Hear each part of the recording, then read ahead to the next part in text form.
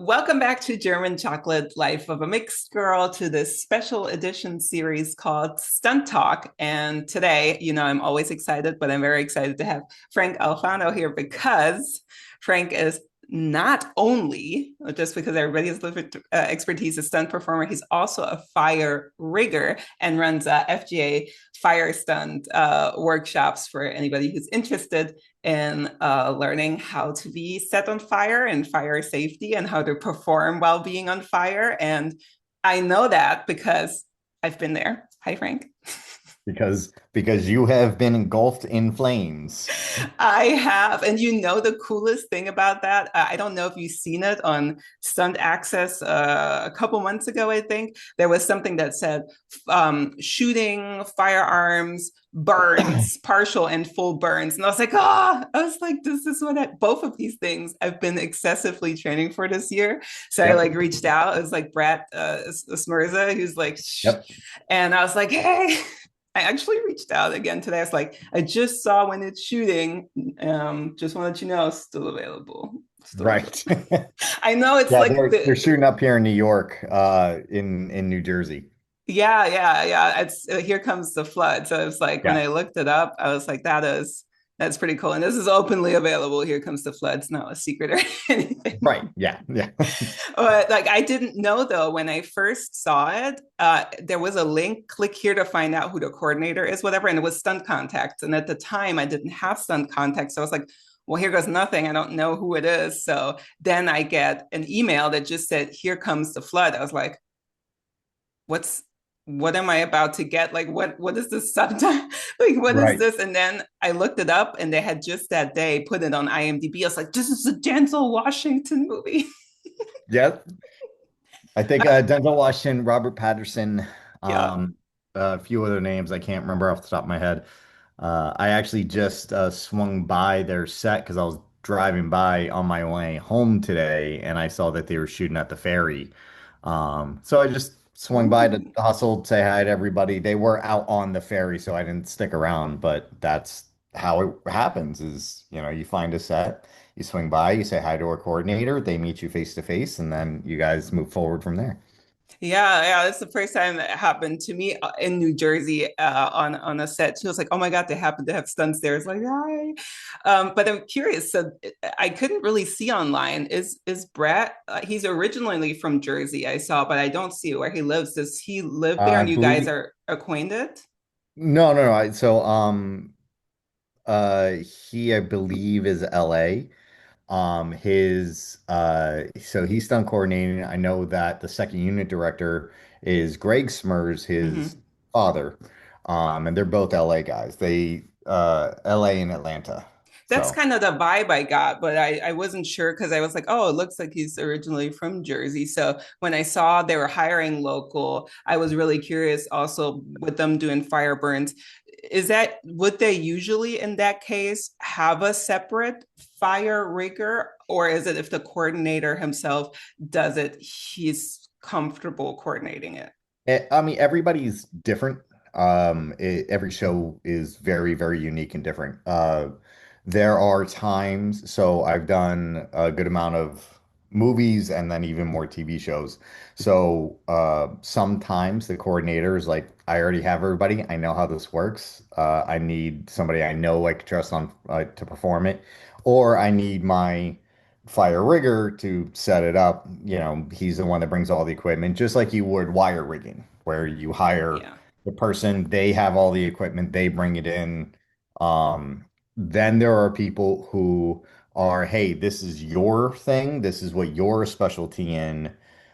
They're the coordinator for the show, but they kind of allow me to come in and then run it the way that I see the best way to do it. And of course, there's always a huge constant dialogue. When shows come in from out of state, right? LA shows or Atlanta shows and all this kind of stuff, it's a kind of a crapshoot. They can already have their own guys from wherever they're going. And it is because you want to make sure that you know who you're hiring and that you Yeah. feel good about who you're hiring. And sometimes the easiest thing to do is bring in the people you already know. Totally. I get that, especially with stunts. I see acting, especially if it's something small like one-liners or whatever, it's easy to break someone in and whatever. But with stunts, I mean, you hear about people saying, hey, I can do this skill, maybe never done it or a little bit. Like I would not say I am like I specifically also said partial burns. I said I like trained like with you over there. Like I would never just be like, yeah, I got this, you know. And then they're like, Right. just I would never want to embarrass myself or that stunt coordinator. And then just And the way that we always say it, and there's kind of a fine line, is you undersell, overperform. So if I know, let's say car driving, right?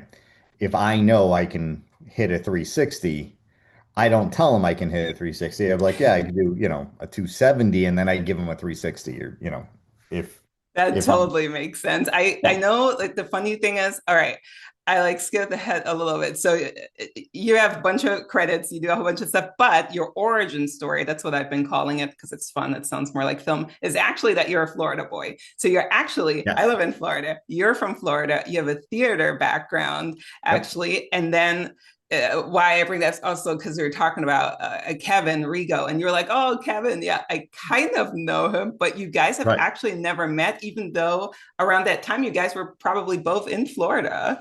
So it's yeah, really and probably interesting. both in Orlando. Yeah.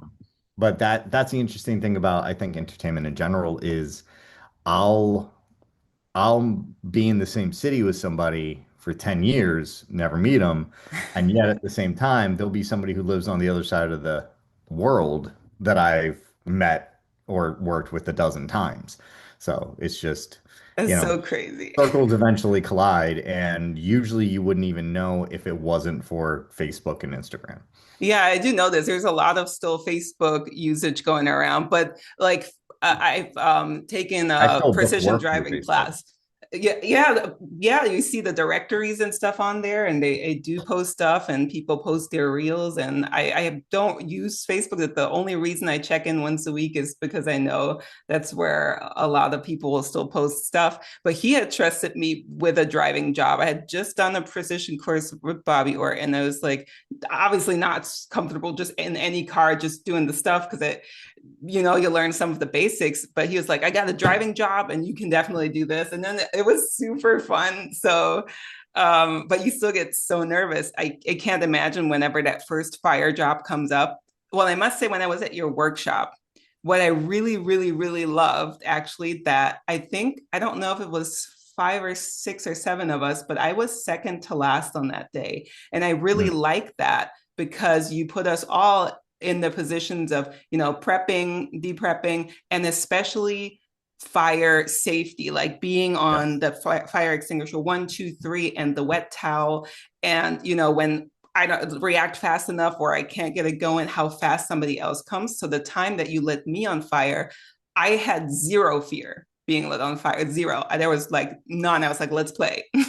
Right.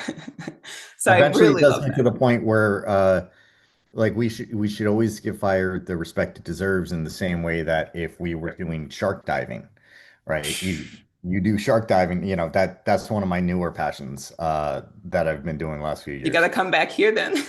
Yeah, that's what I'm hoping to do sooner or later. There's a really great place in the Bahamas that I enjoyed diving with sharks. But point is when you're doing shark dives, you do get comfortable and relaxed where you're not hyper afraid that where your adrenaline is taken over. But we have to give the sharks the respect of knowing that they are wild animals, apex predators. We don't take it lightly.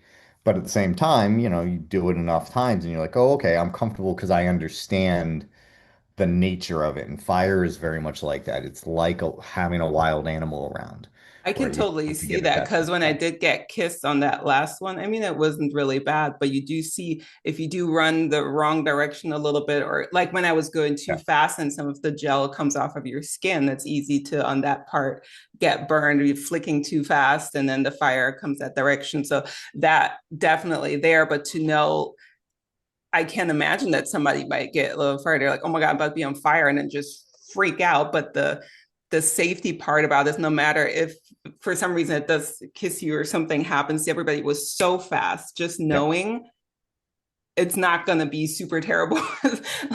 Well, and that's one of the things that I made sure was always in place is that it's not just student safetying.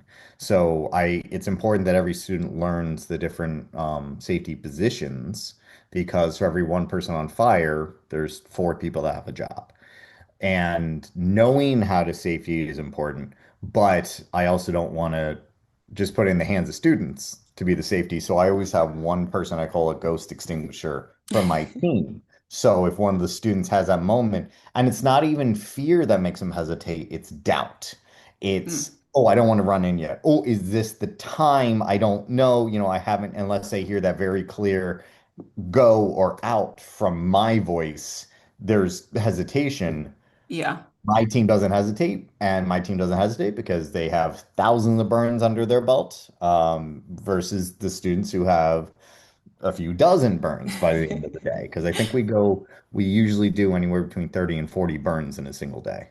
Yeah, it was crazy. Like you can spend the whole day, but it doesn't get dull in that sense. Of course, you get tired because the adrenaline also still because Yep. of you like, well, those fire extinguishers, they are heavy, then pointing it the right direction and squeezing down, finding the right hand movement for everyone with our hand sizes and strength of how Yep. to extinguish it. And then just yeah, like you said, worrying you don't want to go in too early and then you ruin the shot or something. But it's Right. so important to get because what I also like about stunts, when you look at credits, so much falls under it. It can be fire safety or stunt safety rigging. No matter what you do, all of these are credits and they're vital parts of that stunt team, which I also Right. like. It really isn't an individual sport.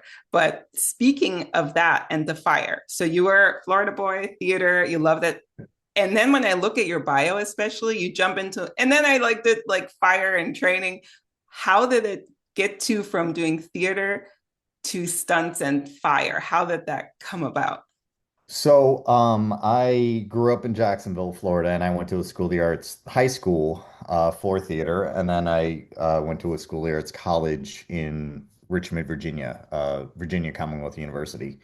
And at that point, I was kind of like, I've always loved acting, but uh, and and it was one of those things where I very rarely missed. If that's going to sound egotistical, but if I auditioned for something 90% of the time I got whatever I was auditioning for. It's Uh, awesome. but what I also started seeing is that the business of acting came with more, uh, a little bit more politics than I wanted, a little bit more popularity contest, a little bit more high school drama. I saw a lot of people that I love and respected start treating each other poorly based off of like, what can you do for me, or what were you Oh, last in, or where were you cast as? And I started going like, I don't want to be a part of that world. But the thing that I love more than anything else is movies. I love movies. I love television. I love storytelling. I loved that side. And so I was lucky enough to have a professor who told me, well, you've been doing stage combat for, I think it was 15 years at that point, something like that. Just do that in front of a camera. And so I was lucky enough to have my department, the theater department and the heads of the theater department, David Leong, Aaron Anderson, encouraged me to spend my final year in college not doing any of the acting. They didn't even like, I didn't even have to go to my classes. It was just spend time learning what it takes to be a stuntman, to start getting like how do so you get what does into that look like then in your final year? What classes do you no take? classes. Oh, So I would still show up to some of my classes because I did feel that acting I mean, and it is a skill set for stunts. But what I would do is I would start spending all of my time uh, finding every book I could on stunts. I have a whole shelf of every stunt book that was spill the written deeds at the eventually. time. I used to keep journals of the way that, all right, these stunts were done like this. Every Blu-ray and DVD with behind the scenes commentary, and I would archive them and start training in the ways that that I would see in every detail I could. The other thing that would happen is my professor, Aaron Anderson, who was the stage combat professor, he also is an armor for film TV because he's an Ooh. ex-Marine. Um, and so he was an armor and he knew a bunch of stunt guys. So he would send me to their homes and they were very welcoming and would let me sit down with him, invite me inside. And me and my buddy, who was stunts at the time, literally talk us through everything that, like, all right, here's how you start, here's where we go, here's how you hustle, and then a list of all the things to not do. And Oh, so I my, find that so important on yeah, everything, both in acting and there, because when you're new, you want to hustle, and hustle seems like reaching out to people, networking, but doing it wrong in some way, you know, looking needy or some of these things. And yeah, it takes some time to realize, oh, did I used to do that? And then I feel like I'm in the middle ground. Like I'm just such a curious person and I always want to meet people. But I feel like when you meet new people, everybody expects that people want something necessarily. So it makes yeah. it Well, so and you do. difficult. Like you do want something, right? You want a job. But if you ask for a job, that's the quickest way to not get a job. Yeah, You, I think there's an art to hustling in person, and hustling in person doesn't happen nearly as much as it did before the pandemic. Before the pandemic, it was kind of industry standard that that's how you get work. Because until somebody meets you face to face, yeah. you being an email, you being just words on a laptop on a computer. And I go through this now as I'm starting my stunt coordinating journey. I get emails all the time. Oh, I bet. I get submissions all the time. I get submissions for projects that don't even exist anymore. And it's real easy to be like, okay, cool, I saw that, but now I got to get back and focus on what I'm doing.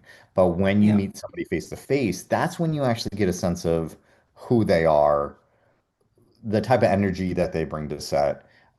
If that's energy you want around, because when you hire somebody, you're gonna spend 12 hours a day with them.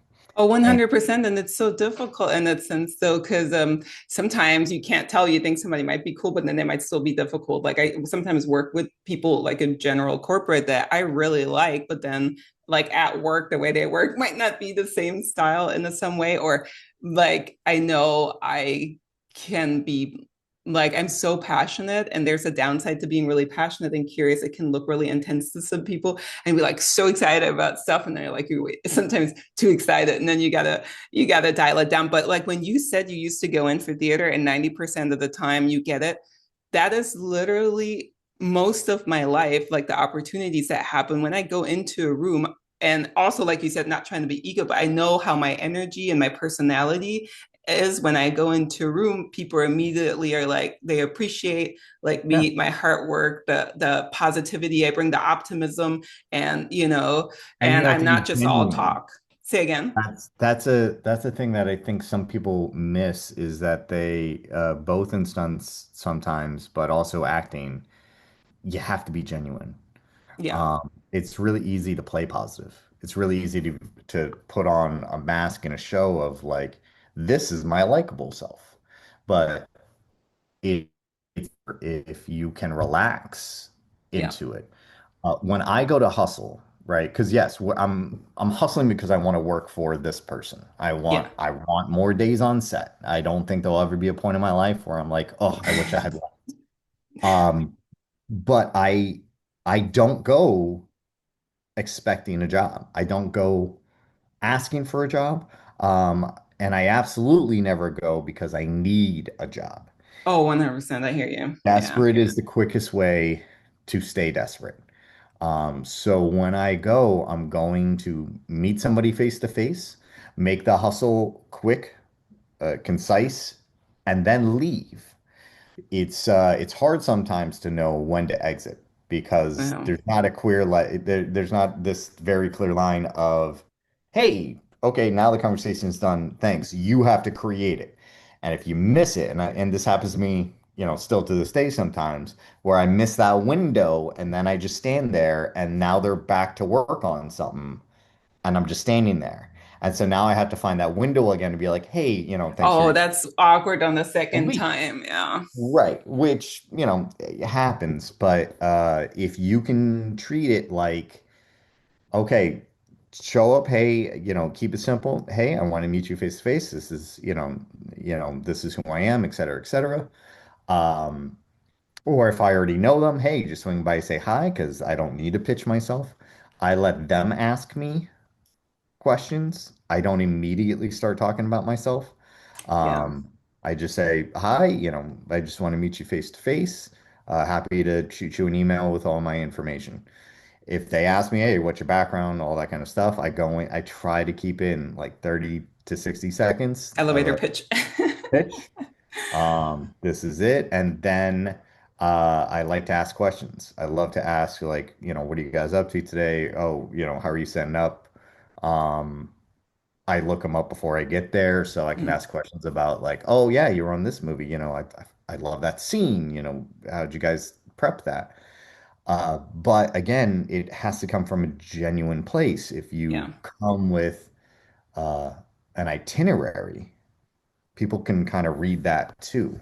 And Yeah, and it so, takes time because you said you have to fail in that conversation to feel when you're like, oh, that didn't come across. And I can tell because I like to bond with people and I have done so many things and seen so many things. So somebody will say something and easy be like, oh my God, yeah, I like did that too, but not trying to impress someone. It's more of a connection thing, which a lot of people with ADHD, which it's in this community, almost everybody has it. We like to connect and like do a lot of stuff. So I like that you say you really think about it and you tone it down. And I feel like that's where probably I was thinking about this today. Being an actor can actually come in handy. So even if you naturally, like when you're dating, you don't unpack all of your things right. at once. But I also don't like necessarily go up to everyone, but that person doesn't know that. So in my mind, I do pick and choose like, oh, I have a vibe with this person. Like you, like I'm not selecting every person, whatever, to be on this podcast, just because I'm like, I'm going to reach out to 20 people and see how many stick. There's like people I find interesting, people I think there's a good point of view, people I can connect or where I feel like somebody else might connect. And that's so genuine, but sometimes it sucks. Like now I have to explain it, but because we're on a podcast, but usually you see it. I do feel since COVID, being natural has definitely been a little more difficult because everybody's gotten a little more socially awkward. I feel that sometimes that dance is a little odd. It feels I don't know. Yeah, I partially agree. I think what COVID and the strike did mm, is it slowed the industry down to where everybody's awkward because everybody is desperate. yeah. Yeah, everybody is desperate to get back to consistency, to get back to work. A lot of things changed in the last 5 years when it comes to our industry. Work is going away. It's going overseas. It's Yeah. turning into verticals. Um, I was you know, thinking about that. Do you see future stunts in verticals? I was thinking about it just yesterday. I was like, well, how would they package them? But if they want to make it interesting eventually to have action stuff on there, it would have to be stunts too, no? yeah, I mean, I'm sure there. I don't think that there will be a wide window of it. I actually maybe to a foolish extent. I'm not afraid of what happens with verticals, and I'm not afraid of what happens with AI. I do not think that no matter the extensive ability to research the history of mankind and its art, it will be uh, reassimilated in the same way as genuine creation from creative Well, people. same like with monster creation. There used to be such a good reality show about that too. Like the people that would make all the monsters for all film and TV, and then CGI came, and there's not that many. But then other people now have to be able to work that. Nobody was able to do that. So then that opened doors for people to work in CGI. Well, and CGI is an interesting example of it because when CGI first came out, as CGI was coming out is when I was starting getting into stunts, and everybody told me don't waste your time because there won't be stunts in 20 years, right? And that's 20 years ago. um, because CGI will just replace everybody, right? So we don't need Yeah. stunt people anymore. We just CGI them. What we ended up learning from it is one, when you have CGI, more stunt people tend to work because we can now do bigger things with more people in a safer way. And we can make bigger stunts safer and film it in ways that are equally as interesting.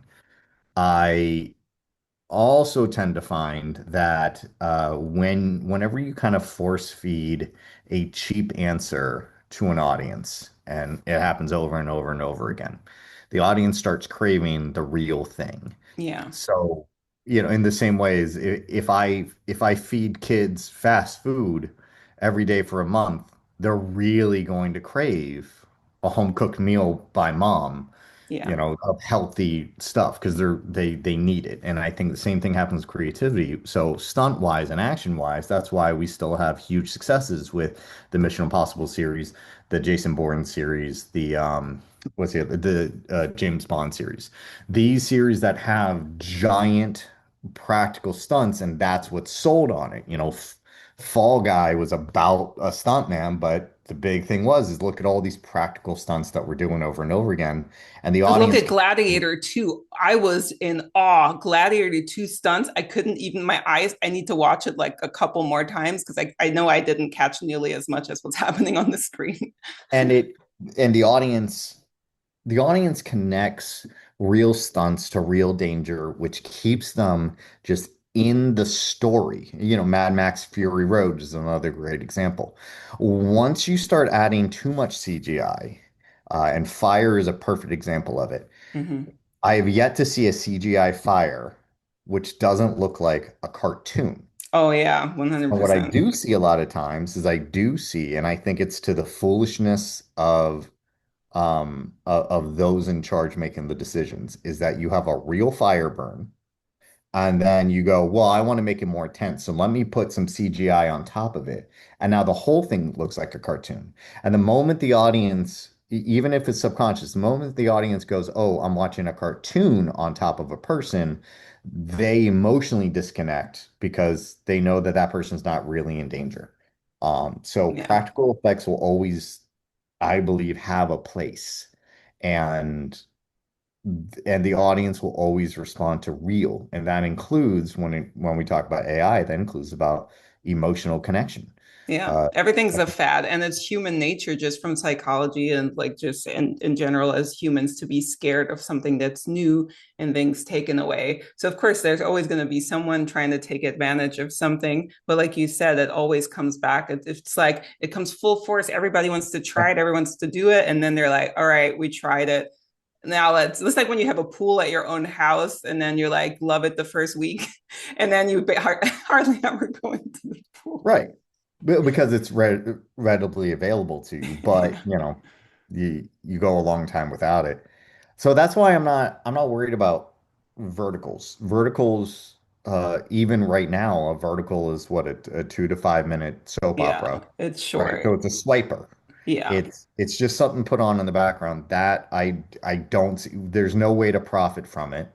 So I don't see there being a world where, even though some major studios are like going to do it. Because there's so much money in it right now. But I have one of them. I'm not really like into it, but I do get it, especially because we're mainly on our phones and it's hard to keep people in the movie theaters sitting for a full thing through something. But some of them, it's the way that they have to write the verticals that people, you don't just swipe to the next. It's like the series of so and so many. And then you're like, I need to see what happens next. And then you go to that platform That's a and soap then you opera keep effect. watching. So it's, yeah, so it's Right. that Yeah, it's effect. Yeah. it's it's specifically a soap opera, but you'll also notice that the performers on it aren't. I don't want to disparage anybody who's like working their art. I don't see a lot of people who are probably going to win Academy Awards, and it's kind of designed that way. It is a new version of a soap opera. Um, it's quick, it's dirty, it's bad acting, it's I think you can make stuff out of it. I do see that there's definitely a future for all of the things. Just like I feel when they think with the box office right now at movie theaters, I'm so surprised that a lot of the studios haven't realized people do still love going to the movies, but there are some movies that you just rather want to see at home on Netflix. You love watching them on your sofa. And there are some movies like I am obsessed with Dolby. Like if something has action and sound, like I need to see it on the big screen and I will drive an hour to Brandon from where I live Well, to watch it in Dolby. Well, it's up to the studios to decide, and really at this point, it's up to the streaming platforms to decide whether or not they want to reinvest to re-educate the audience on how to go to movie theaters and why to go to movie Yeah, I theaters. feel like rom-coms are not so much maybe on Valentine's Day. I feel like it's like a feel good you watch at home. I don't know Well, how many most girls those out. over the last 5 years, what we've seen over and over again is studios rejecting original content Mm, in order to only make movies with an existing IP. yeah. This is where all of our superhero movies will always come into play, the comic book movies, the remakes, and it's always stuff from the 80s and 90s. So it's It not catches redoing. multiple generations though. Well, I feel like the Lego animated movies do a really good idea with that because they will capture the Gen X, the millennials, and I don't know about the Gen Z, but then the Alpha again, their kids. So you get three generations with the jokes and inside jokes for everyone in it. So Sure. then everybody watches it together. It's pretty smart to wrap It everyone in. When they do it well, I think the Yeah, when they Lego do movie well. did it well, and I think the Sonic movies did it really, really Oh well. yeah, yeah. But that was for me, I'm a big Sonic movie fan. I thought all three of the Sonic movies were great. Um, but it was also because it was a good script, took That's its time with important. character development. I cared about the characters. I cared about the relationship with characters. I think the more time and more often, what we're seeing is that we're spending less time with actually seeing characters take time developing the relationships with somebody else on screen, and more time of like get to the next punchline, get to the next thing. Oh, totally. Yeah. Like Avatar, for example. Like I love Avatar Last Airbender. I saw every single episode of Avatar The Last Airbender when it was a show. And that's like one of those the friendship, how they develop, like things that people go through. You just can't wrap that up in like an hour and a half, 2 hours of a Right. Well, story. you just have to do it in a good and creative way. So again, I'll go back to the Sonic example. Sonic did a really good job of establishing uh, Sonic's emotional. I don't know if you saw the movie or not. Yeah, yeah, I did see It him. Yeah.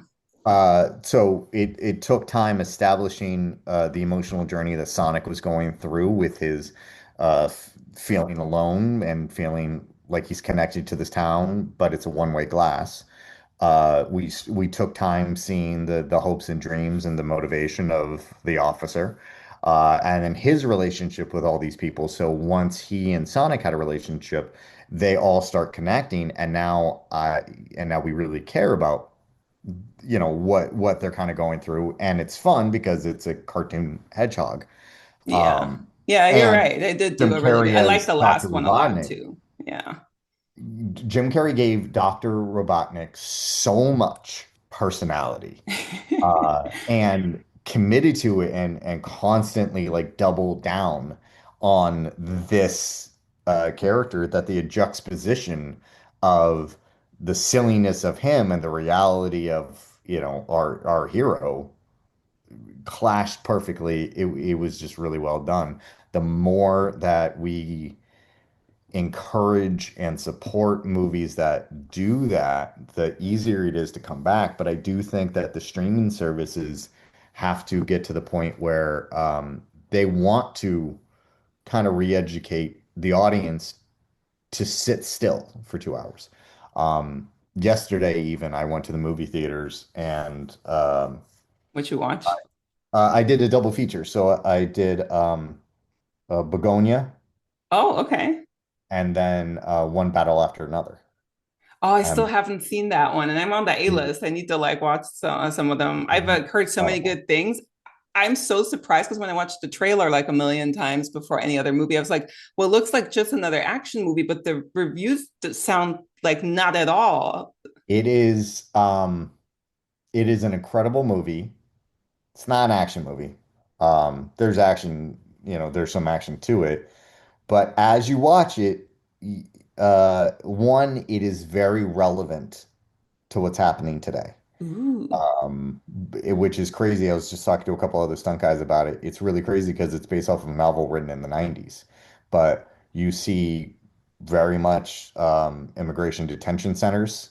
That you see a whole movement of what the right would consider, you know, liberal left-wing extreme terrorists, which is what the plot is about, is this terrorist organization that is fighting what essentially is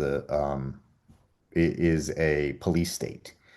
You And see that a lot, like Civil War. Did you watch Civil War? I loved Civil War, the way it uh, went.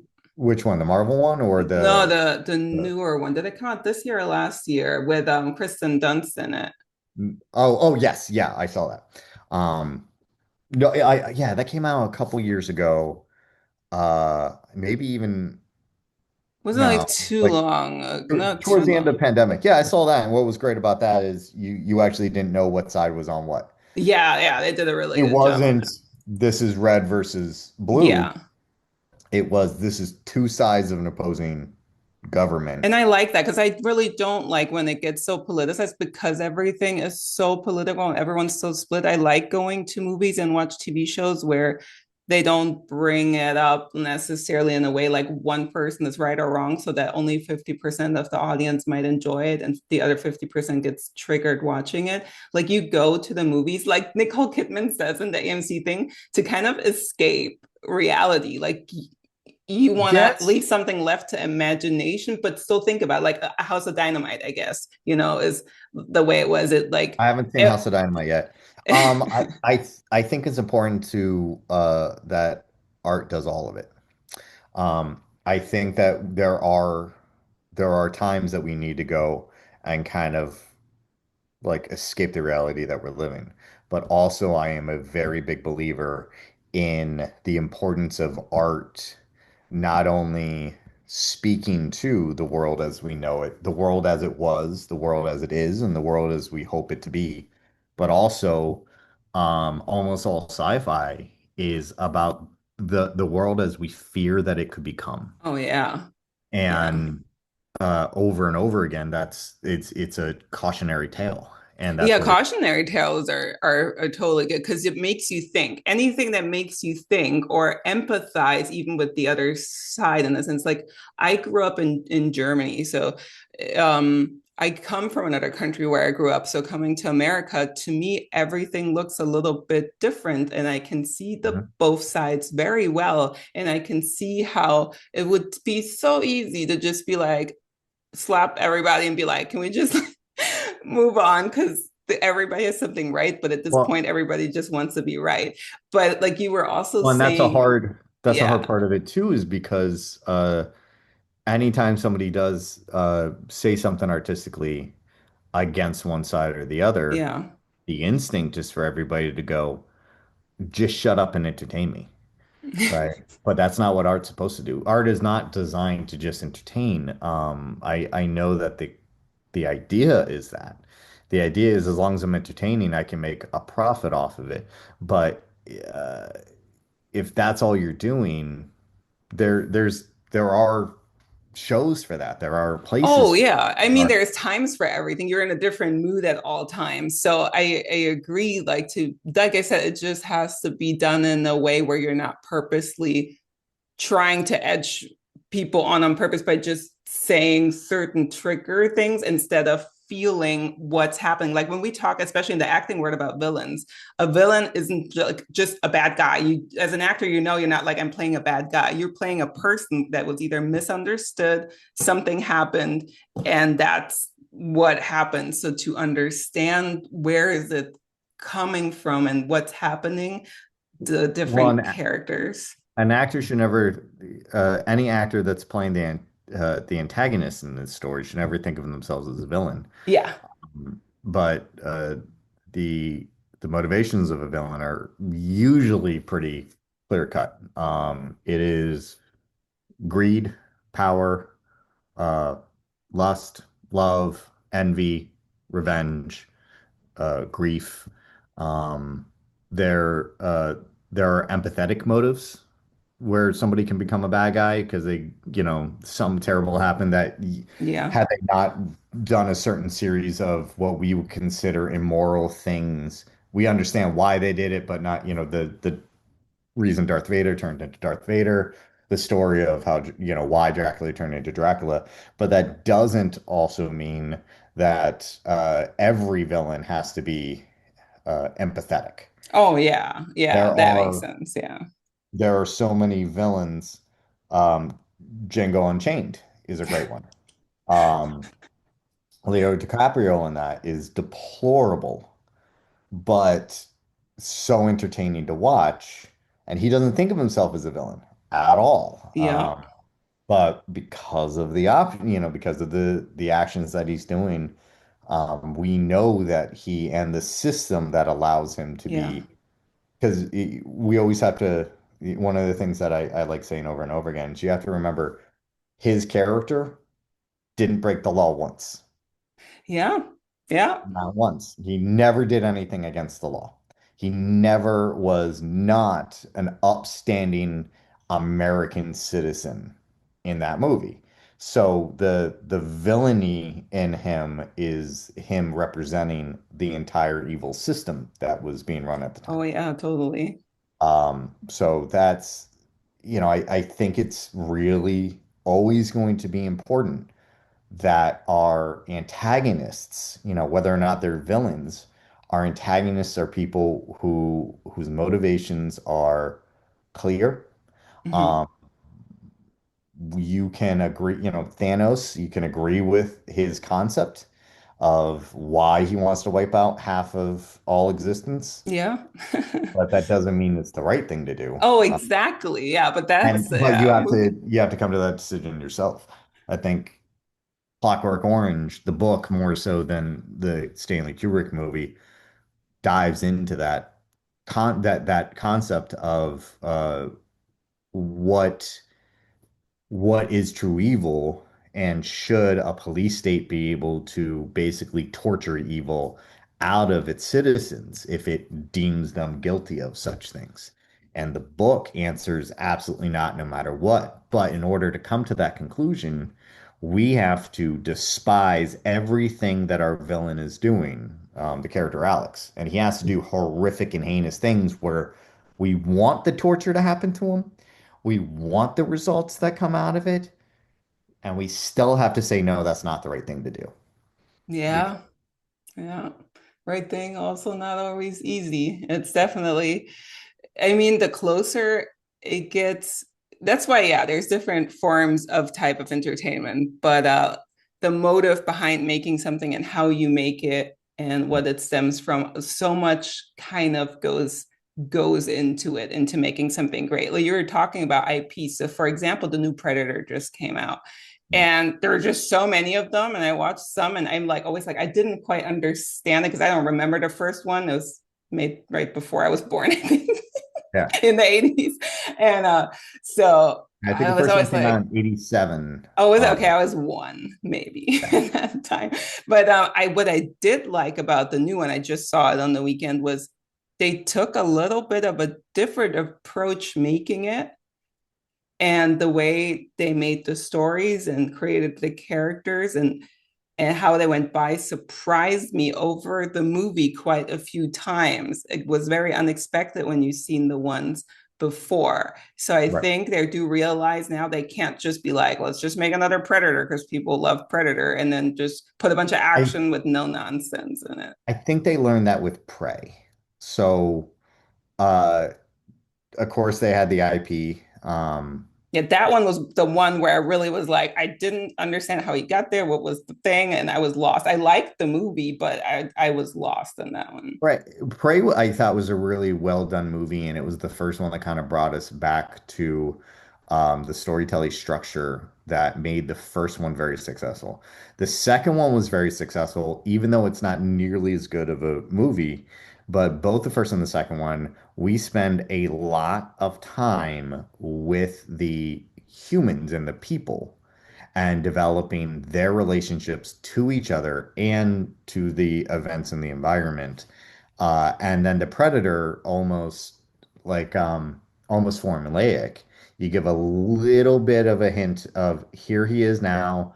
Okay, a little bit more, and now we have a new piece of information, and so we're building up until the final fight and climax, which is where I think Predator 2 kind of drops down. Then we had the Alien vs. Predator movies, which were now we're getting into, all right, we're having fights for fight's sakes. Yeah, just like Godzilla and like Kong kind of sort of scenarios. Yeah. Yeah, if you don't spend the time to connect to the human element of it, this is where I think like the Kong Godzillas, the Pacific Rims, like giant monsters fighting giant robots. Great. Don't need much else.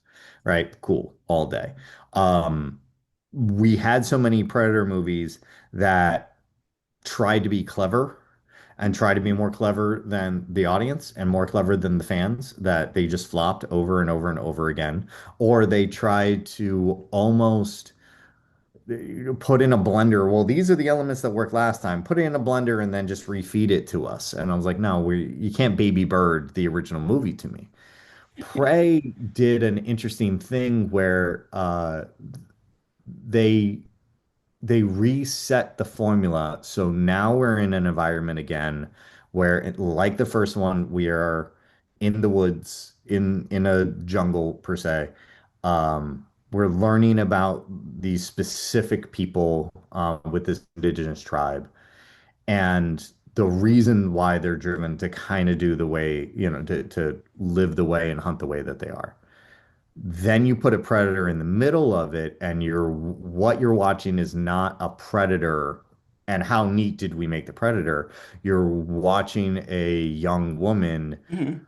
learning how to use her hunting skills, which they do a really good job of showing she's not good at it for the first half of the movie. That's exactly what I loved at the beginning. So I feel like it needed to be longer because when she then finally faces him after her experienced brother kind of failed at it, that she just Yeah. immediately crushed him. I didn't believe it at the end as much, I seeing her was struggle so hard. I was actually fine with it because, and spoiler to anybody that watches this, uh, what I always like is if you give me the answer, uh, either in Act One, or if you give me the answer, somewhere mid to early Act Two, and then it comes back up in Act Three.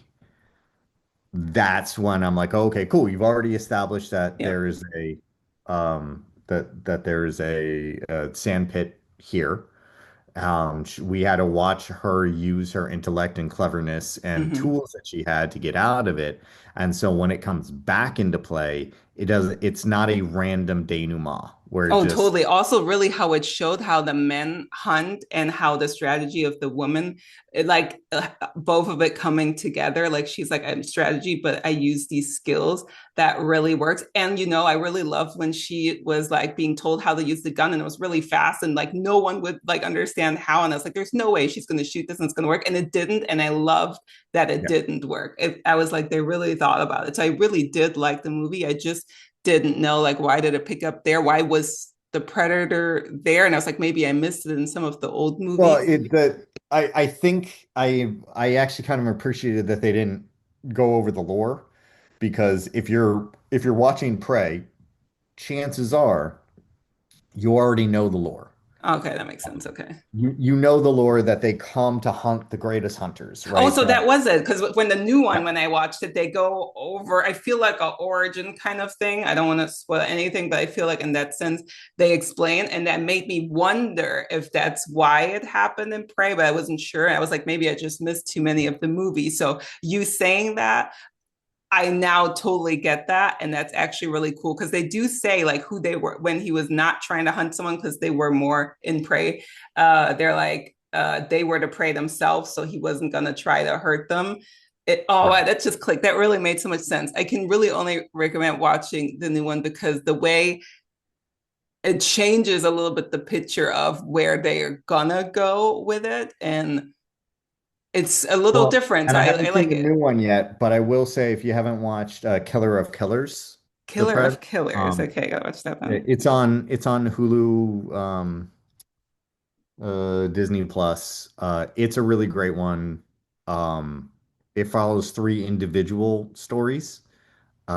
It's done in a similar animation to Spideyverse. So it's Uh-huh. beautifully done. It's beautifully, I want to say shot, but like designed and drawn. Uh, it goes a little bit deeper into the lore, but it doesn't start with like, here is what it is. And that's one of the things that I think a lot of the other Predator movies failed at, is you had to hand feed us.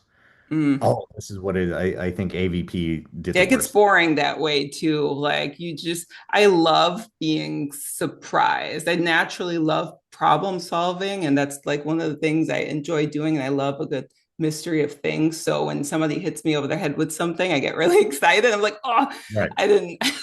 So I love that you also love movies so much. And I know a lot of us that are in it kind of come from that background, that why we want to be in it. I was just talking to Paul Veracci in one of the episodes from Film Fights Friends, and he's in New York.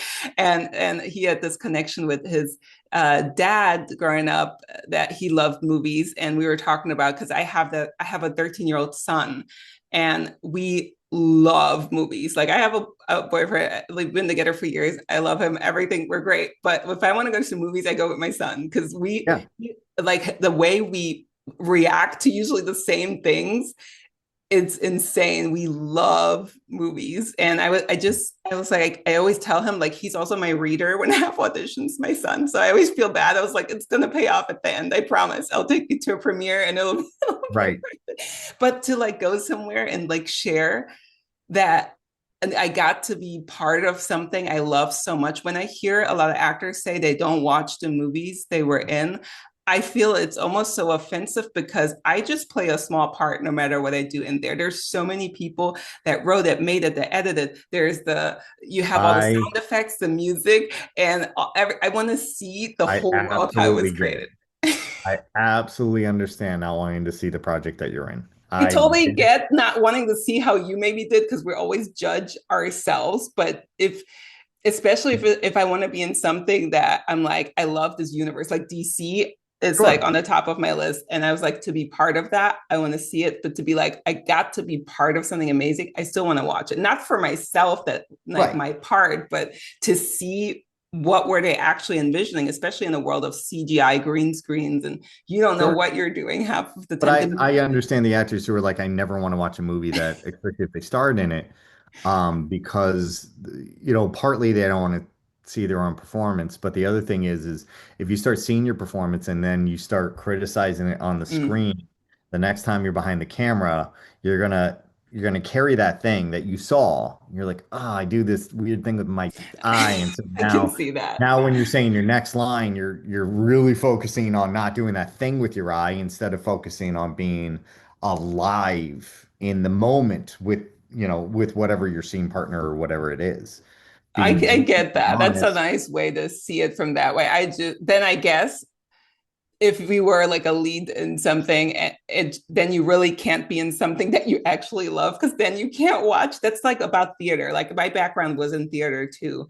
And I was like, we put all this together. And sometimes, with the audience, they just like won't react to none of the jokes, none of the stuff. They're just, the energy's low. And sometimes, like the tiniest thing, they react to what happens on screen, but you never really know how everything comes together at the end. And so you can't enjoy, like one of the podcasts from last year, I had somebody who was on the Lion King in Canada, and he said how they had it. They're the understudies, like somebody went on, and then you can actually watch the production, so you can actually see it. Plus, it's like a keepsake. You're like a memory. I'm a collector of memories. I love a good nostalgia. To be able to be like all these things that you were in. Right. What is, like, if you say from, okay, actually, let me dial back a tiny little bit. So you were in Florida, and then you decided, all right, now it's time to move. I need to move. How did you know that was the time? And why did you choose New York over what other people would have probably went to LA? Like, how did that come by? So the reason I left when I did was because I had a relationship end. Uh, and I was like, all right, I can't keep coming to work every day and seeing her and her new relationships and all that kind of stuff. So that was the reason of the timing of why. I always kind of knew that being in Orlando, there's only so much work Yeah. in Florida, and most of it's live shows. And when I started, uh, I'm not tall. I'm not debonair handsome. I'm also not a martial artist. I train in martial arts, but I'm not the martial artist that these other guys are, and I'm not a gymnast. And to That's do really live, good to know. I'm gonna want to really say before you continue on that one, because so many people are fighters, but I've met some people that said I've never been in any of that and I still work. And sometimes I talk to people, they say, well, a lot of it is actually fighting. But so like you said, not gymnast and not fighting. And look at all of the work you did. I just like for whoever is out there who's doubting it, that you can do it because you're not an expert in like fighting or something. Look at it, Frank. He's doing it. sometimes it's really hard because you see guys, look, fighters do get a lot of work, and they if they're a good fighter and a good stuntman, they'll work all the time. I didn't have that, especially as I started. Now, when I moved to New York, I started training in martial arts. I got my brown belt in judo. I train Muay Thai, boxing, anything to get my hands on. Still not a gymnast. Still can't do a backflip. So when it was time for me to move, um, the thing that I had under my belt is I had a handful of jobs I had done by that point. Stair falls, get shot, fall down, just basically showing I'm not in general the biggest idiot. And then all my fire stuff that I trained in Florida. And a lot of the guys down there, when they wanted to do a fire burn, it was our group that would get together and train all of that. The reason I picked New York, though, not Atlanta, right? Because LA is a really tough, if not impossible, nut to crack into this industry if you're not Interesting. coming with people already willing to hire you. Most of the people who work over there are people who were born over there, and they are second, third, fourth generation entertainers and stunt people. And so going over there even with a resume and really establishing yourself as this, this person, I only know like a couple people who have been able to do that, and all of them went through Atlanta and then went Mm. over. Yeah, Atlanta So definitely here is a big hub. So yeah. Atlanta was the biggest hub when I chose to move in 2013. The reason I chose New York, though, not Atlanta, was two big reasons. Or I guess a couple big reasons. One, everybody was moving to Atlanta. Hmm. So I am now, I've got three things on my resume. I don't have all of this martial arts training and flipping and all this kind of stuff. Um, so I'm gonna go compete with 3,000 people all moving to the same area at the same time. Plenty of work, but now I'm a face in a sea of faces because everybody was moving from Florida and New York and the Carolinas and LA and New Orleans, all moving to Georgia because that's where the industry was moving to. So I knew going to New York was there's not a flood of people moving to New York. So that was one. Two, I was young. I was, in my late 20s, didn't have a wife, didn't have an ex-wife, don't have any kids. So I'm not worried about alimony payments. I'm not worried about like leaving my kids. I'm not worried about anything. So if I'm going to do New York, now's the time to do it. And then the biggest reason is I knew it didn't give me the option of failing. If I failed in Hmm. Atlanta, because I had a full-time equity contract at Disney when I left. Uh, and they told me, "Great, we'll see you as soon as you get back." That's literally what Mm. they said to me when we were. That's always nice fuel. I You're love like, that kind of fuel. we'll see you soon. Yeah. You always have you'll have a job waiting for you when you get back. Yeah. No, I won't because I'm not coming back because I knew if I went to New York, I wouldn't have an option. I love that. I also love that you were honest about like that with the relationship ending. I try to say this a lot of times. I moved across the continent a few times, like from Germany to America, from America to Germany, from Germany back. And a couple of times was relationships ending. And I was like, all right, what am I going to do? I really need a reset. And I just completely move and change everything up. And I'm going to make a whole nother episode on some of these butterfly effects, but some of these things, you make those decisions and wow, like how necessary they were to get where you are now. Yeah. And I'm also a person, like, even though, yeah, I'm moving from continent to continent, I never just go back to something that I already shut off. Well, Like, that's like, do like motivates me to and keep going. I have a lot of people that call me and how do you get into the industry and I want to do this and all this kind of stuff. The first thing you have to do, you have to go to where the work is. Yeah. And because, in if you stay in Orlando, there's no work in Orlando. Oh yeah, I Like travel. I like travel there's everywhere. I not. know I'm not a local kind of person So, because I also didn't grow up there. So, but right, you, but like New York had just come up actually. I was talking to my partner because we both have children. Like his daughter is about to graduate in a year and a half from high school. My son is a year and a half until he's done from middle school. So we knew we made a 5 year plan. yeah, Like, all right, then we're going to move to LA. And we just last week had that talk. You know what? Even though I did live in New York before I lived in Bushwick, I lived there, I worked there, and there are some things I just I didn't necessarily like, especially the cold. I just really don't like the cold. The only good thing about New York cold is if you don't have a car, you don't have to worry about the black ice and driving. For me, driving on black ice and cold and scraping was always terrible. But we did talk. It's like I want to just go to work is because I'm a person. I have everything I want in my life with my son, my boyfriend, and like everything I do, I always put my mind to it and do it. But I get my most pleasure and happiness from the work that I do. So if I can't work, that's where my depression also sets in. So I am willing to, like I said this to another stunt guy from LA, max out my credit cards. I'm going to New York. I'm going to train with Frank. I'm going to go there. This is a skill I want to learn. I want to learn it from somebody that really does it right. And then eventually I want to go somewhere and work. And if that's where it ends up taking us, it for the first time came up last week. It's like, I might not like the cold. And I have lived in New York before. And especially having a son to think, well, I was like going to LA for high school. I was like, maybe I would feel safer just really New York. Both can be unsafe in a way, and both can be safe in a way. But being from Europe, I think also people in New York, we were talking about how it's difficult to know when it's the right time to end the conversation or how to know if somebody's friendly. I appreciate people from New York. That's also why I like Kevin. He's from Massachusetts and he's like blunt and he'll says it out of this. I just tell me. I don't yeah, sugarcoat around. I don't tell me like come over next weekend, but you don't actually want to see my face. You know what I right, mean? So I appreciate a lot about New York in that sense. I just wish I had Florida or California weather. yeah. No, I actually left. One of the reasons why I was happy to leave Florida is because I hate the heat.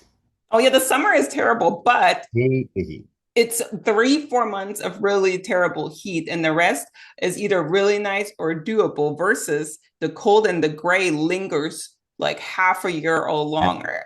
and I can handle the cold. I so I weirdly enough don't sweat. Um, I whatever it is, sweat glands just don't engage the same way I'm as the other people. opposite.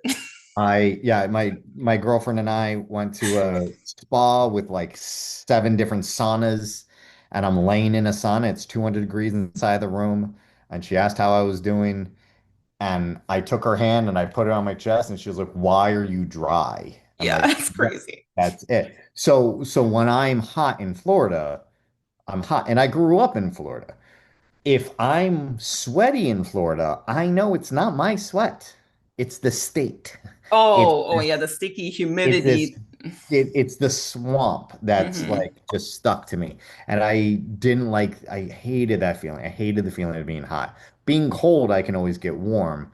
Being hot, it feels like it almost taps out my system sometimes.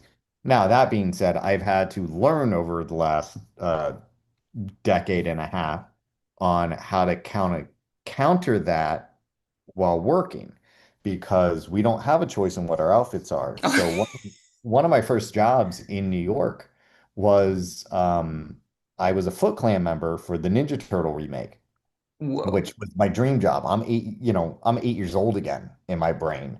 I'm fighting awesome. Ninja Turtles. I see the Turtle Van. I am just living the greatest dream in the world. And I am in mid-August wearing long sleeves and gloves and balaclavas and a mask and eye makeup and then SWAT gear on top and all that stuff. So I had to learn like, okay, how do I keep my body temperature as cool as possible? And there's a whole system that I had to learn on the way I drink water Hmm. and the way I need to keep the water cold at some points, but then room temperature at other points. Because sometimes cold water is good to shock your system, but if you're only doing cold water, it also kind of gives your body a false sense of like, okay, we're okay, Yeah. and not hydrate you in the same way. Especially So, during the heat. Yeah, yeah. It's not good to drink the cold. That's just for like a nice taste, but not for actually cooling down for if right. somebody doesn't know that. And luckily, working at Disney for so many years, working in the heat, you learn a lot of different techniques on how to cool somebody off quickly. Anytime somebody overheated in a parade or something like that, you put ice packs both on their inner thighs and underneath their armpits, Oh, and then you put it on top of their head because these are the main places where heat gathers or escapes, and so you want those as cool as possible, and it will keep you from kind of getting heat stroke. I'm thinking of the irony of this heat thing right now, and being like the fire stunt guy. Yeah, but before you're on fire, you know this one. How do you feel right before you're on fire? Right before, oh, that cold. You're cold. Yeah, I could yeah. I could sit in that. It's kind of like being, it's like being in a cool pool that you're just wrapped in this like cool pool for a while. We just set up a fire burn on this movie where it's 30 degrees outside and poor guy's outside in the full gear and he is just Oh, begging for us to light him up. oh. But I couldn't wait to be on fire. That was really And then, something super unexpected. When I tell people, like, I can't wait to finally get lit on fire and film and TV, they were like, this is crazy. Like, I seen your video or whatever. I was like, but it's so cold, like, because all the layers, especially that we had there. I know it's not always, then you're going to have all the layers, but you just really cool. And then you just look at the flames and you're like, now I literally got to act because this is not hot. and that's the hardest thing about, which is why I started the fire workshop in the first place, is what I ended up seeing over and over and over again was everybody's fire footage that they would pitch is usually in a backyard, and that's where I started.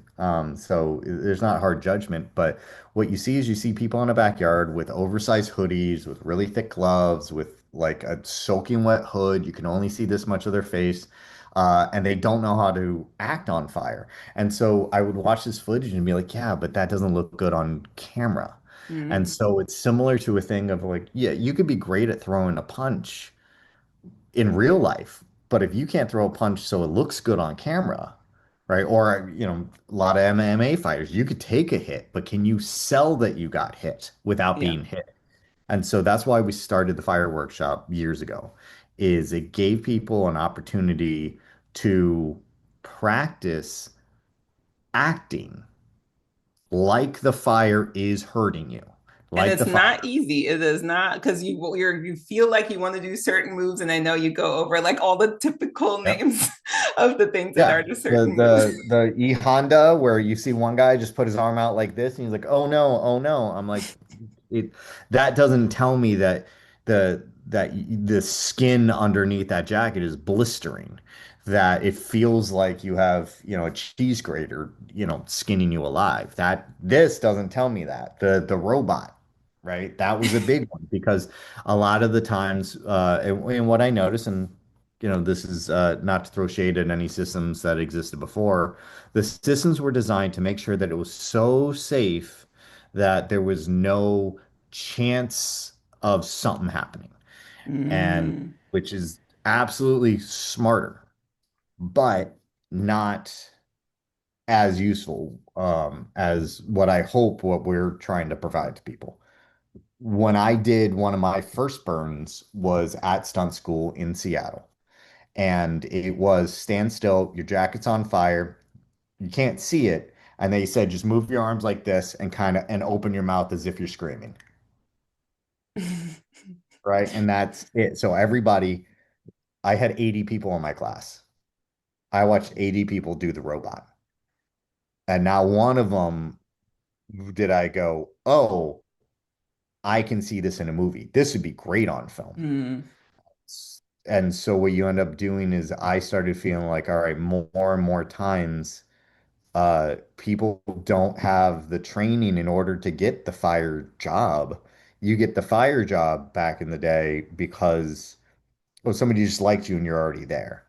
Okay, cool. This time we'll just put you on fire. But are there really And that many people also that they're just like, oh, I'm just happy to find somebody who's willing to be put on fire? I mean, I don't know how many people now, but are every there, almost every stunt person is willing and eager to do a fire burn for oh, many, many reasons. Um, is that extra hazard pay? well, the pay, the stunt adjustment on fire burns is significant, especially compared to most stunts, right? Get hit, fall down, couple $100 on top of your day rate. Stair fall, 500 to $1,000. An average full fire burn is anywhere between 2,500 and $5,000. Oh, And interesting. yeah, and it could be depending on the show and the budget and all that kind of stuff. That could be per time you're on fire or all the times collected, depending on what the budget allowed. So the money is one. The other part of it is there is a sense of accomplishment That's how I doing feel. Being able to do doing the something big like stuff. so, like, yeah, like being put Right. on fire and it looks so dramatic. Other stuff might be more dangerous, but this is just like a holy shit, somebody lit me on fire. Right. And that's what I'm always chasing. If I'm being completely honest and, vulnerable to the truth, I spent so many years starting with people flat out telling me, you're not a stuntman. You're not my first several years. People, you're not a stunt guy. You're an actor, just be an actor. You're funny, just be funny. You do stand up, just do stand up. Including at Disney. All my time in Orlando, that's what I kept hearing over and over again is you're not really a stuntman. Um, and so I came up to New York and New York goes, hey, can you work Tuesday? And then I showed them Tuesday, I'm a stuntman. That you can hit me with a car, you could throw me down a flight of I'll be stairs. there tomorrow. Yeah, I might be a flight tonight.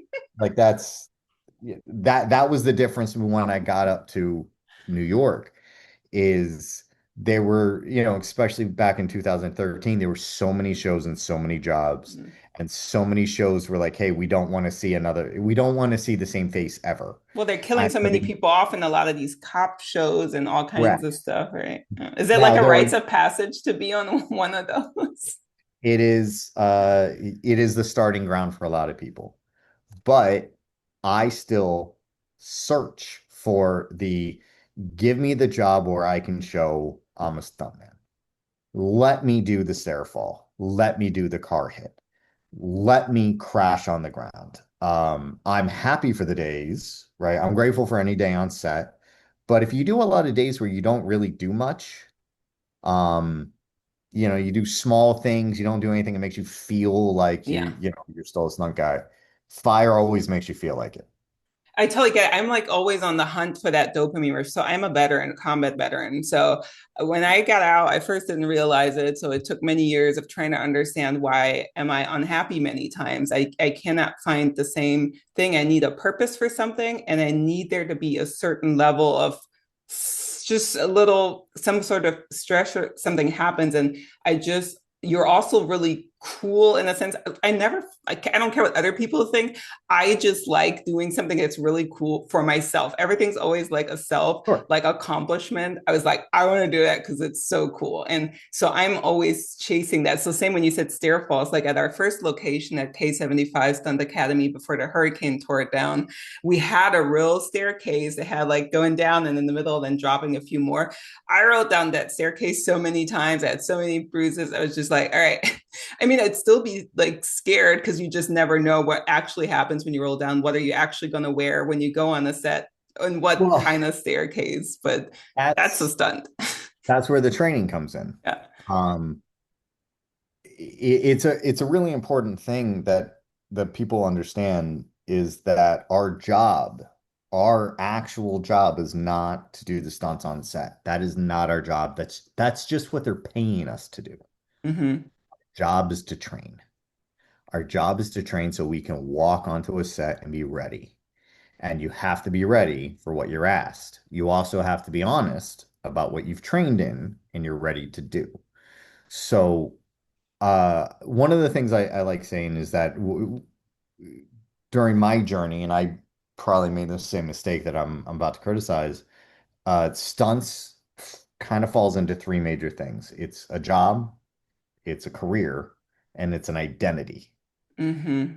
They'll identify as a stunt performer See, that's because exactly what I meant as a military person. You identify as a soldier, you did something badass, you deploy, that's your job, and then you leave, and then that's gone. And I found that in stunts was like immediately again. well, and what I find is I find a ton of people who, before it's ever a career, because the way that it usually goes is it eventually turns into a job, but it starts off as your career. I find a lot of people who are so eager to chase the title and the identity of being a stunt person that they skip the career and the job part. They want to work, Mm. right? But they don't want to do anything that somebody's done. And one of the things that I used to say is you can't do what I'm doing if you're not willing to do what I did. Mm, And interesting. so, and we all have our own paths, but uh, when you start in this industry, you can't just expect because you want to do it, you're entitled to do it. Makes Or sense. whatever your background is, that gives you the entitlement to do it. It takes not just constant training, constant filming, constant posting that you've gotten better. Real honest evaluation of yourself and your skills. And if I post this, is it going to make me look good or is it going to make me look bad? Yeah, Or am I exactly. so eager to say I'm a stuntman? I'm going to post something. I'm going to film Oh, something. I'm that's good that you posting. say that. I've heard that so many times. I'm always like also careful between when is it the journey for people to see, look, this is me in my mid 30s and 30s. I'm starting something new. Like it is possible if you are persistent and willing to learn, willing to humble yourself too, And and keep fail a going. bunch of times, but you also don't want to put something out and then somebody sees it, they're like, oh, this looks terrible, I'm not going to hire her because And that looks so, terrible. and that's kind of the mid ground of it, which I talk about when I do wire training all the time. Is one of the rules we have is like post something that's good, post anything that's great. Don't wait for perfection because you're never gonna find it. Um, just don't post anything bad. Wire training is a really good example for that. I really don't like, I do the whatever jerks, it's like easy to like do it, and yeah, Sure. you can film or post that the crashes look hard or whatever. But yes, I like in wire training it takes so much, and it just doesn't look good when you start out, and then like the flipping over trying to like go over the wall or over Yeah. something, it doesn't look good, and there's no way I would anybody want to post what I look like while I'm still learning certain wire gags that I for sure It's am not it's able an to do yet. interesting thing because that's the first place I always find out why people are there. We have open wire training. I try to do at least once a month at Argus Filmworks. And we talk about all this. A lot of people will show up for their Instagram. They just Oh do. yeah, But I'll say like, all right, I I could have put a rope on a sack of potatoes. It's going to do the same thing.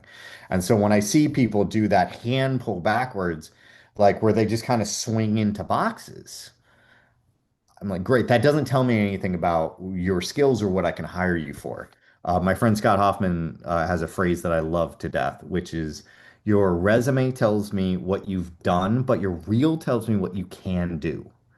And so when you're posting things of like, all right, if this is what you can, that's something anybody can do. Same thing with this, right? yeah, Anybody can light their arm on fire and just kind of do. I can light anybody's arm on fire and have them do this. Any actor, any monkey, like they can just do this, right? Because they're not going to feel anything with an arm burn. But can you?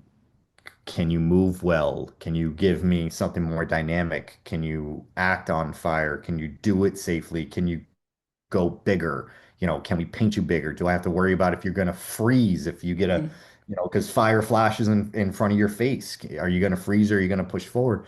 There's so many different elements. With wires, it's a really good way to see, like, okay, are they here just to have some cool footage to put on their Instagram where they have all kinds of people outside the industry telling them, "Oh my God, you're so great, you're so cool, that's so Yeah, awesome," because they're right? just doing something cool that nobody else would do. So then that's the difference. Are you there Right. just to kind of show, look, I'm doing something cool, or do you want to make this your career? Which is great. If Yeah, that's what you're there yeah, for, I will give you something cool. I will get you those clicks and those likes and stuff. They're probably just not going to be from anybody who's hiring. yeah, And that's what I always kind of ask people when they show up a few times. I go, why are you here? Are you here because this is fun? Are you here? This is, there are trapeze schools now where you could just go and it's like a workout. That doesn't necessarily mean you're training to join the circus. yeah. And that's fair too. It's just a unique and exciting thing to do. But if you're there to try to build your career, now we have to treat it like it's training. Yeah, And sometimes I feel like when you go to the trainings and then you get a mixture out of that, like you want to take it seriously, and then it takes like a while like to get your turn for certain things, and some people are just there for fun, where I wish, I mean, you can't make it intermediate advanced if you are a beginner in a certain skill, but then you go in, like how would you be able to really separate, right? These are all the people that are really in it. They want to do it. They need the hours on there. Like at the Sun Gym I go to, we go and then some people are, pulling or whatever, other people are hooking up, we're all working together, how you work, at the fire. So you're always kind of doing something when somebody's on the wire. And man, after like a long day and you're already been training 2 hours in stunts, and then you're finally your turn to get on that wire, sometimes can be so frustrating, like your body doesn't want to do what you yeah, wanted to do well, anymore. that's a And good simulation of what it's like on set. On set, you wait around for 10 hours and they're like, all yeah. right, stunts, you're up, go. Throw your son down that flight of stairs, like now. I'm like, oh, okay. And so you learn how to do your quick body warm-ups and stretches to get some blood into it, and then you go for it. The way that we handle working with beginners and not beginners with our team in New York is every Friday is wire training. Once a month, we have open training that anybody can come to. And then the other 3 Fridays is team training, where we're not focused on people on the wire, we're focused on the rig itself. And Oh, so nice.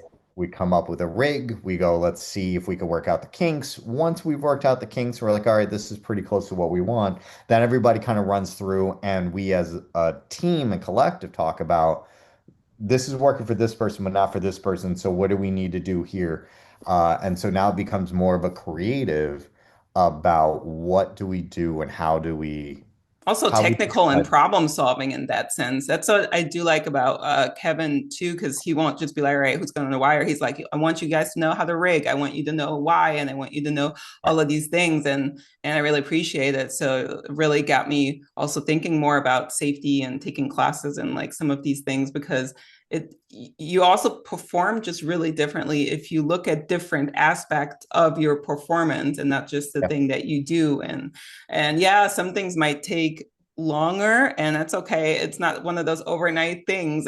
I'm Oh, jealous always of like the people that are gymnasts and they get on the wire and they look beautiful when they do the things, and I'm just like, my leg is not straight.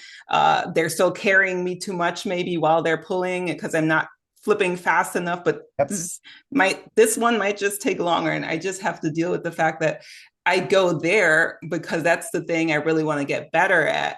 And it sometimes just sucks because you just go into all those trainings of all the things where you're not there yet, not just the things where you're kind of decent at, and you just keep sucking for such a long time at everything, and just gotta Just get through 1% better. That's it. it. Yeah. Just leave 1% better. I know I like kept you super long on the podcast, but it was just so much to talk. I didn't even get to ask you all of the questions. But that one question I do need to ask because it is part of it. And I gotta say, not only are you on here longer, but you had talked about you came from a shoot and it was overnight, and it was you had a long week or weeks. So I really appreciate you hopping on. But the question that Amazing. everybody gets is, what's in your stunt bag? Okay. So which bag? Exactly. So That's usually what everybody says. yeah. So my stunt bag that I bring to every set is a giant. It's like 4 feet. I think it's a 110-liter bag. I have multiple back pads, multiple knees, elbows, both soft and hard, Mhm. knees and elbows. Um, I have hips. I can cover my entire body at least twice. And then what other I have lifts in my bag. I keep lifts in it. Um, Always a pen because if you can't sign your contract, People say that, but as an actor, I always think we already know to keep a lot of these things in like a little bag. But I guess it is right. important to say. But people are always like, don't forget, like a pen. What and so one and I have back pads of every size. So I have them full back, I have halves, I have all this kind of stuff. But my big thing that I make sure of is I keep a small bag inside my big bag. So I have my quick bag and then I Mhm. have my large bag. My large bag I keep in a room far like where it's not in the way. But my quick bag I keep near me. And in my quick bag, I have an extra pair of knees, usually strap-on knees for any actor that might need them. I keep some hip inserts, I keep my small gator back just in case, and I keep my elbow pads. I always wear my knees on set unless it is very clear that we're like only driving and there's no chance of me stepping out of the car to shoot a gun because Lord knows that eventually turns into, hey, hit the ground real quick. But if it's, hey, drive in a straight line, and that's what today is, then I won't wear my knees. But otherwise, I always have my knee pads on. I always have pads ready for not just if I'm doubling an actor, but any other actor. But I bring the whole bag even on simple days. And That's I so get, cool. And I started doing the whole thing with the smaller one. I was like always looking for certain things, and I was like, oh, and I just started putting them in like a smaller yeah, one. yeah, your everyday pads go into the small bag, and then your extension goes into the large one. I also always keep at least one of my harnesses in the bag because there have been times where it's, oh, hey, uh, who wants this wire gag real quick? Who's got a harness? Great, throw it on. We're going to do this. And so that's happened to me a few times. That's interesting that you said it because that's one thing I had wondered about. I would think when I first was wondering to have your own, I was like, well, isn't it a safety thing? Like if something did happen to you, because maybe something broke on it somewhere else, and then they hook you up to it, and then something happens, and then they were like, you would think they would have to safety inspect something, especially like a vest or a Right. harness, to make sure that they're not liable that something happens. Well, I mean, it that would all break down into like for wire gag, for instance, if something were to go wrong where the vest malfunctioned, um, I don't know any riggers that don't like take a look at the vest. Oh, okay. Even if it's your vest, they just kind of look at it. And the big things that you want to look at are the straps, the buckles, and then the pick points. Pick points are rated for 4,000 pounds. So it would take a lot. Like it would take a really bad harness to break. But like also when was it made? Climbing Suture recently, I think they started, it used to be 10 years they want you to retire your vest, and now it's 6. Oh, So if wow. something goes wrong and your vest is past their recommended work date, then whoever's vest it is, that's, a liability and that kind of stuff too. But uh yeah, for the most part, I mean, we all know our equipment and it's our equipment. And so I trust my equipment because I do check it, because I do, we work with my equipment every week. And so Yeah. I have to always check it and my ropes and my tech and my shackles. If I'm on a set, whoever the rigger is, I just take a peek, but I trust my riggers. If I don't know my riggers, I might look a little, closer to be like, hey, let me just see, or I'll be curious. Like Kevin says, I want to know what the rig is. Yeah. Plus, I yeah, want to your know own what, safety, you're kind of responsible. Yeah, somebody can be like, I got you, but knowing and that it's you're safe. And it's not to say that you don't trust the person. Anytime I set somebody on fire, I am willing and eager for them to ask questions about the gear and the stuff. And like, this is rated for this temperature. This is rated for this temperature. This is the TPP for this outfit. This is the fuel that we're using. This is the temperature range of the flame with this fuel. How are we prepping? Where are my safeties? What extinguishers are we using? Mm-hmm. Were they full, right? We weigh our extinguishers before we use them so we know how much weight. Yeah, I remember as we are going through everybody to check and make sure that, especially the number one isn't, they're Because like, eventually, well, for the workshop, we do so many burns. Eventually, we're gonna, tanks are gonna start going out, which is an important part of it because then that's when tank two is ready to come in. And what I liked about that scenario is it teaches the team to be ready for something not working yeah, because you don't know when it doesn't work until it doesn't work. And so being ready for that, oh, okay, now it's my turn to jump in without doing the opposite, which is that's working fine, but I'm so eager to jump in. Now I'm a problem. yeah, yeah. Well, that was a lot of information. We got a lot of film talking, which I thought was really, really, Yeah, really cool. I got to like I'll nerd talk out movies all about day. things. Movies all day.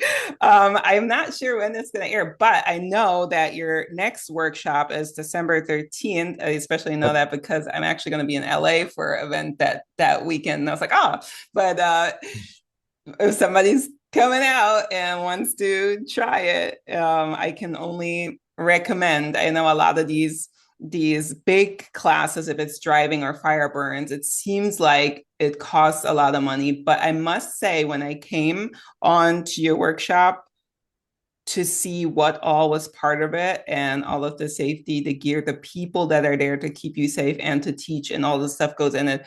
It's definitely worth every penny. I could just say Yeah, I'm but a little advertisement to be. I appreciate that. Yeah, it takes a lot to put it on. Location, insurance, Yeah, um, my team, the safeties, the type of gel that I make and use, the type of fuel that we use, and one of the biggest assets for the workshop has been my DP and his crew. And so getting higher quality footage than like a camera phone or something like that has been helpful for people because it's showing burger burns in a more interesting and dynamic way. So you're really working to perform for a camera similar to what I try to make it as similar to what you experience on set as possible. yeah, Because because like you say, you don't just want to be lit on fire and then be like, all right, and then you're like, I can do a fire burn, then you go on set. I mean, a lot of stuff. I mean, you do hear some people's origin stories, like I happened to be on the sideline, and then somebody needed me something, and then I got to do it. Those are cool stories to hear, and that's why I'm always like, there is work for anyone. So some things you might not be able to do yet, but I agree. staying active and visible in your community, I think is the number one asset to being able to like make a living at this because we are a community. Really And is. It is such a nice one. Like I came like I said, theater, but then voice acting was already such a nice one. I get what you mean with a lot of theater and on camera, and I understand why sometimes it can be that way. But I do feel like in stunts there is so much trust also that goes into it with each other, and it's also just a bunch of goofballs and or nerds and people that like to take risks, and we're all just come together and just make it work. So it's super fun. So I can't wait the next time to see you whenever I'm in New York or can't whatever to wait. see you live. And other than that, I'm I not hope you lighting get you some up. I'll rest. definitely fly you around. Yeah, either or. I'm gonna work some more with Kevin on my wire still, so when I come to see you, it'll look better.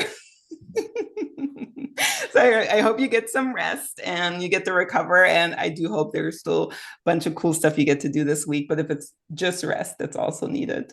But Yes. so Well, thanks anything for else you having would me. like to say?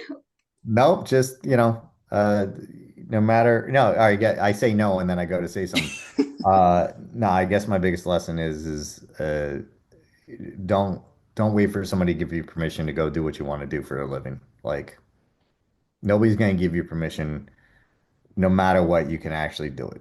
100%. I couldn't say it better. I say it all the time. If somebody didn't look like me, didn't come from where I am, did never, whatever, no matter what age, I don't care. If I want to do something, I'm going to find a way to do it. But that's also a mindset thing. But I guess, it's really nice to know that some people just need that little push to hear it. So maybe you hear this right now, and that's your sign. If it's stunts, then it's stunts. If it's something else, it's something else. But if I started like late 30s doing this, and I love it, and I can't wait to do more.